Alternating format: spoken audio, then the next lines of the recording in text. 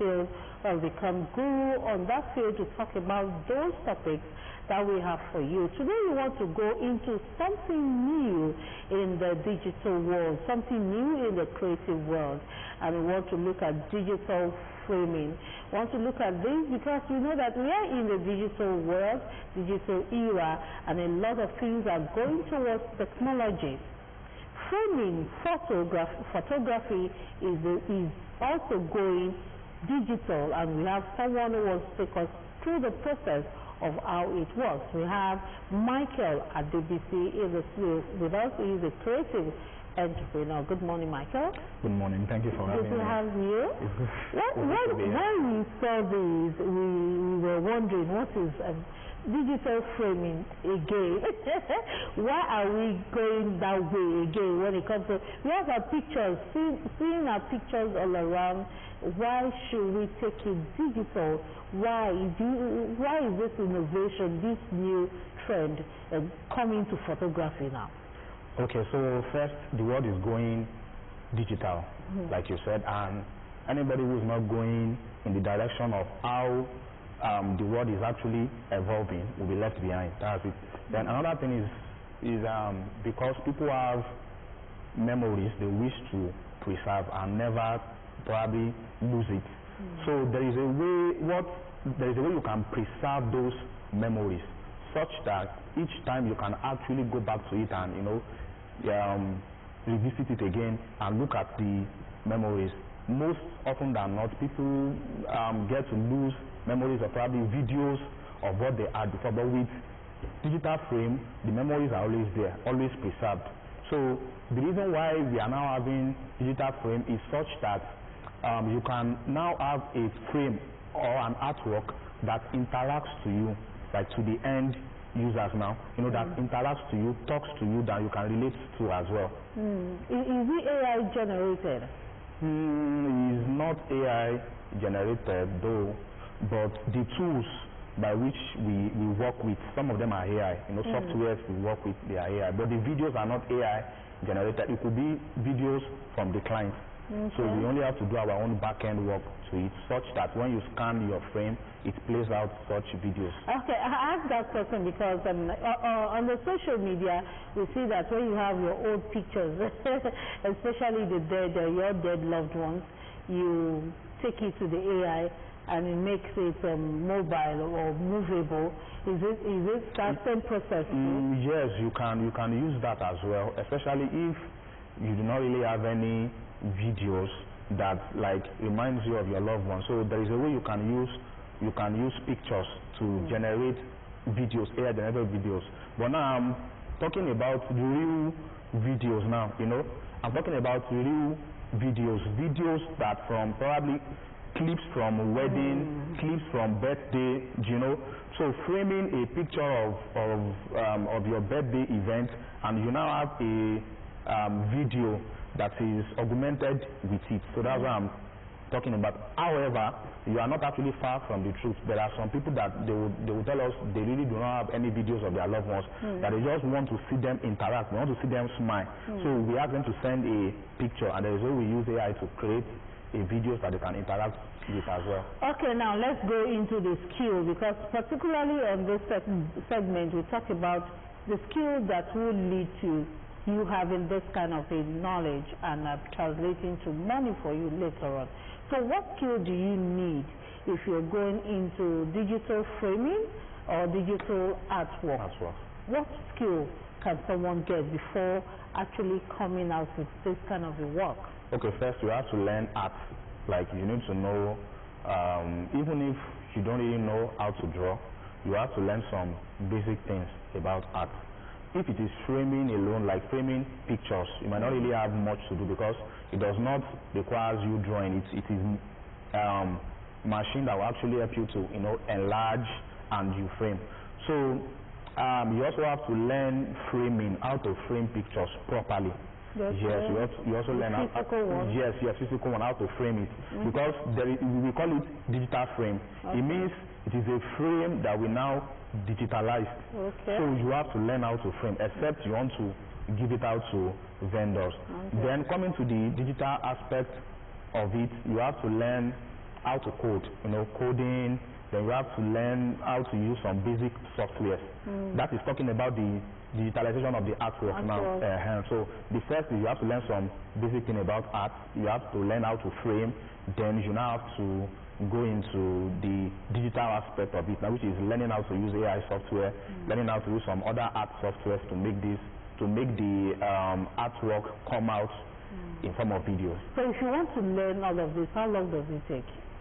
I'm still coming to the process of transforming the pictures to the digital frame. Okay. But if you want to learn how to, for someone who do not know, have the knowledge at all, you talk about framing. Yes. They should know about framing. Yes, yes. They should have the knowledge about getting the technological softwares and all that. Yes. They should learn that too. So Yes. learning all of this, how long does it take?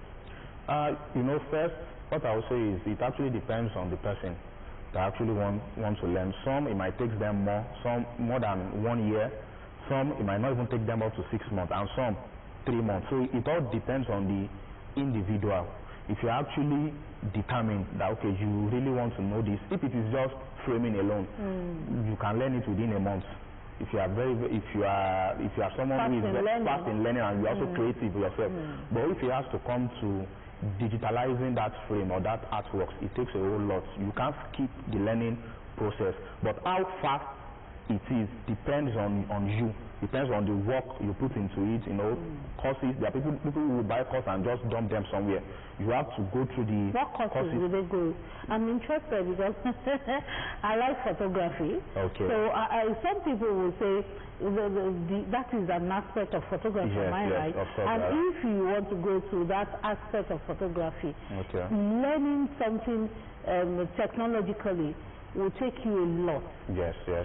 So what are you teaching when it comes to the technological aspect of it? Okay, so first you have to learn prompt engineering. Prompt? Yes, prompt engineering. You have to learn that because you have to learn how to ask the AI to give you what you want. Okay. That's first. Then another thing, you have to learn what we call augmented reality technology, because that is it. It's like is closer to virtual reality, whereby you see people putting on like a Google, we now have Ray-Ban glasses now, whereby people can put it and use it to record. So it's closer to that kind of technology. However, Ray-Ban glasses uses like something like virtual technology. You see people putting on virtual glasses and they'll be seeing something else in this room. So you have to learn what we call augmented reality technology too. So give or take, it takes about 3 months. If it's someone who is really determined and you can commit like handful of time to it, let's say 3 months. Okay, yes. 3 months is not too bad. Not too bad to learn that. Depending on the person. Is it new? Is it a new aspect of photography? I would say it is photography, so to say, but of course we have to work with photographer. If you want to have good and quality digital frame, it has to be from the photographer who has given you a very, very good high quality image. Okay. Because by the time you print and by the time you enlarge and print, if the resolution of that image is not good, your output will not really be good. So it comes from photography. Someone like me, I don't actually frame pictures taken with phone. Okay. If it's not studio picture, except if it's with iPhone and it's of good quality, of course I can still manage it, and we have to do some editing to it. So it's an aspect of art, not aspect of photography. But however, photographers can also explore these options too as well. So the creative artist can also be a photographer? Yes, of course. Okay, of course so 3 major skills: can be a photographer, can be a framer, yes, then a tech person. Yes. Okay. Now let's talk about the business angle of it. Okay. If you are starting this kind of a business, how much should you get? Does it require a lot to start? Do you need spaces? Do you need equipment? Do you need tools to start? So you are starting, what are you looking at before you can come into the business angle of all of it? Okay, so for me, I believe if you want to go into any business, don't look at the cost. For me, I tell people that what you need first is not money, it's not the capital, it's the mindset, it's the readiness. All right. So you can, when I started digital artwork, I started with, because obviously for the tech aspect of it, you will need laptop. I started with borrowing my friend's laptop. I'm not a photographer, so it doesn't cost me getting cameras or so. Even if I have to do that, I can rent them. So for me, I used to believe everything does not have to be when you have money. Start from where you are. You know, start from the little you are. Be creative at what you do. I started with nothing at all. Like I started with nothing, just because I want to see how I can, you know, be different and all. So when I learned digital framing, I was told you need to get a laptop, you need to get pay for software. But I later got to realize there are some free software that you can even explore from the beginners level. And with time, when you scale up and you have money, you can now go for paid software because it will enhance your productivity as well. So it's not always about starting with money. It's about your mindset and your readiness as well. So let's go into the process now. The process with the video I have seen that you did, I saw you giving instruction that you can code, do this and do that. Can you take us through the process of how it works and how someone can get a very good quality at the end of the day? Okay, so I did mention something earlier. At times we also work with cinematographers too as well, or reels maker. You know, at events now, weddings, we have content creators, those who make videos. So I work with photographers and I work with cinematographers. However, if it's a client, I do not need to work with those people. I only work with my clients directly. That person would have gotten the videos from the cinematographer, would have gotten the pictures from the photographers as well, and they send them to me. So what I do is like integrate both together before framing. So by the time I frame that artwork, after like doing the tech work behind integrating the picture and the videos together, a barcode will be generated. That barcode is like an access to on your own system. Yes, from me. From you. Yes. A barcode will be with the software I'm using, of course. After I've integrated the picture, you know what turns the pictures from just a still picture you see in the frame to video is that barcode, or let's call it an access code, right? So it is being generated, and it is an access for the client. So what I do is that I send the barcode to the client, and when they scan it, it gives them access to the reality of that frame. Okay. So so the barcode is not like necessarily every time they want to experience the artworks or their frame in real time, they need to always scan that barcode. No, it's just like an access. So by the time they scan it once, anytime they scan their frame, it plays out that video. So the barcode is permanently on that frame? It might not be there. Okay. Yes, it might not be there. It depends. There are people that would require it to be there. However, if you don't want it to be there, it's okay too as well. I can give you like an access card, whereby the barcode will be on that access card. But the reason why we put it on the frame is so that every other person as well can also experience that digitalized artworks. So how acceptable is this digital frame art? Are people accepting it? Is it growing? Digital space and digital world, people are going into it fully. Are we accepting this fully in Africa? Yes, of course, it's gradually being accepted, but I feel one thing is there is not much education on it yet, so people don't really know much about it. But as long as people can accept smart homes, as long as people can now talk to Siri to play songs for them, to people would definitely accept this as well, especially those who love digitalizing things and just want something that is personalized to them.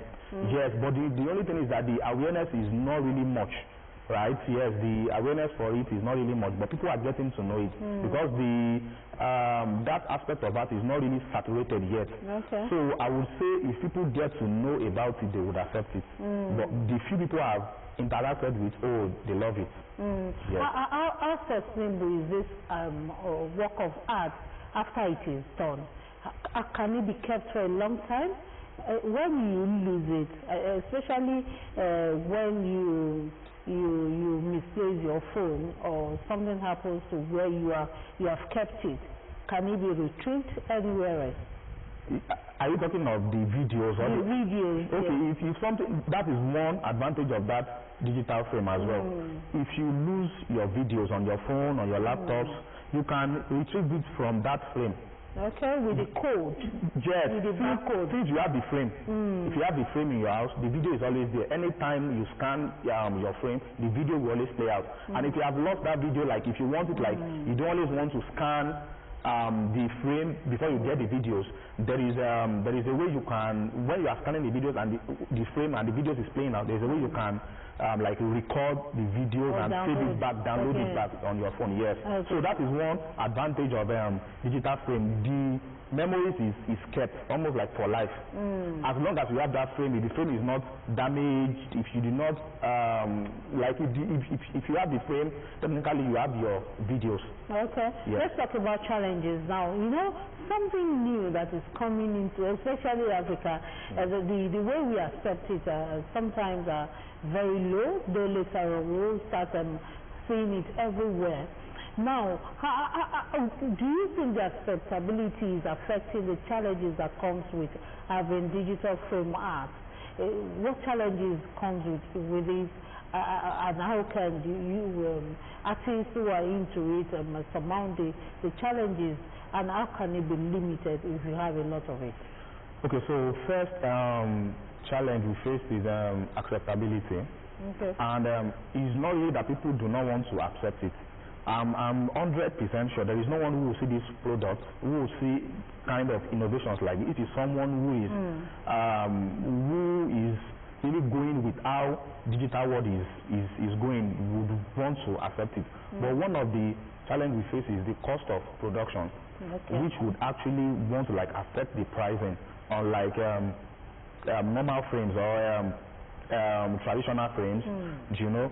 So the cost of production is relatively high, so definitely the amount with which we sell it is a bit higher too as well. So one of it is people saying, is it not just a frame? We know how much we frame.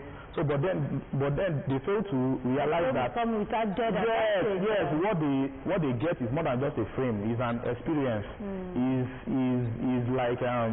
Is like something you can preserve for life. So he has so many things that actually goes into it. So one thing is the cost of production, which affect the pricing and which relatively affect the acceptability as well. But definitely those who knows the value would definitely want to accept it. So the digital frame artists, are they artists, creative artists, or they are tech designers? A lot of people, because majorly now your work will depend on tech. You use software, use AI, use the laptop. Are you more of tech designer than a creative artist? Okay, so I would say I'm more of an artist than a tech designer, because digital art is just like application of tech into art, right? So making digital art does not make me a tech guru. It only means that I leverage on technology to be able to make frames. So it doesn't make me a tech guru, because tech has a whole lot of branches, right? So I'm only leveraging on one part of tech, one aspect of tech, the one I actually needed for what I'm doing. So I'm not, you can't really call me a tech guru, but I have to learn that aspect of tech that would enhance my own productivity. Okay, your word of advice for those who want to come into this profession? Okay, so my word of advice, I would say, start from where you are. Start with what you have, you know. Start with what you have. Start with where you are. And also, make sure you take time to learn whatever it is you need to learn. Don't rush things, because at the end of the day, your product really matters a lot. There are some people that skip process. Don't just see the monetary aspect of it and you just want to jump into it. So first, start from where you are, start with what you have, and don't skip the learning process. Take your time to learn everything you need to learn. Do you think a skill is gaining momentum in Nigeria or Africa these days? Is it something that we should look into properly? Yes, technology and digital in general is getting a lot of momentum, and people are really looking into it because it is what makes you extraordinary, right? So yes, I would say it's really gaining momentum. And anyone who wants to enhance productivity in his or her business should look of how to use technology to enhance their productivity. All right, thank you so much, Michael, for coming on the program and talking about this new innovation in this art world, creative art. And we hope that a lot of young people will join you in this sector and make the lot of impact that we want to see. Thank you for your time. All right, thank you for having me. Thank you so much. Yes. And once thank our viewers too for coming on the program and experiencing both the first and second segment of the Profit Point Show, the business review segment, and the sectorial segment of this episode. Thank you for your time, and next week promises to be another interesting one as we'll be having both segments intact. But before we allow you go, we have a place for you on OGTV if you want to place your advert or sponsor of any of our programs. You can call this number 0803 396 0423. The number to call is 0803 396